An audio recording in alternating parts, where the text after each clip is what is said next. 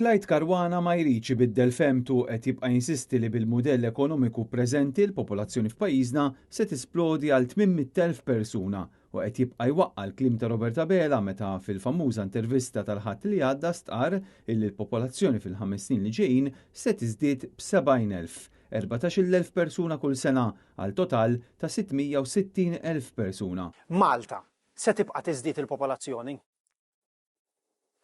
Jiena kont onest fil-kampanja u kont onest fix-xhur ta' qabel. Kemm se jidħlu kull sena? Il-bilanċ ta' bejn xi tilqu. Kemm se jidħlu kull sena? X'jifdal tittara. Għax di qatt mettilhom fil-kampanja. X'jifdal tittara anti, ġifieri x'telqu. Kemm jiżdiedu fis-sena? Kemm jiżdiedu fis-sena? Jekk tara s-sena l-għaddiet li kienet ġifieri kellek it-2024 meta daħlet il-Labour Migration Policy, niżlu mod qawwi ħafna il-bilanċ li fadal.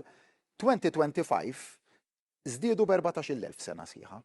Dik kienet ir-rata. Ġifieri nammen li jekk iżommem ftit inqas jew dik id-thereabouts, nemmen li l-pajjiż jiflaħ. Ġifieri ma noqogħdux nidħlu f'narrattivi ta' 800,000 sal-2040 u whatever. Mhumiex realistiċi. Fil-5 li ġejjin ikun hawn 600,000 Malta qed ngħidu, għax bħalissa jisu 530. Għandek iżjed bħalissa. Għandek 588,000 bħalissa. 588,000. Ġifieri sal-popolazzjoni. Fil-verità l-fact checker ta' Times of Malta giddeb din id-dikjarazzjoni tal-Prim Ministru rigward il-popolazzjoni fil-parti fejn insista li ċifra ta' 800,000 mhix realistika.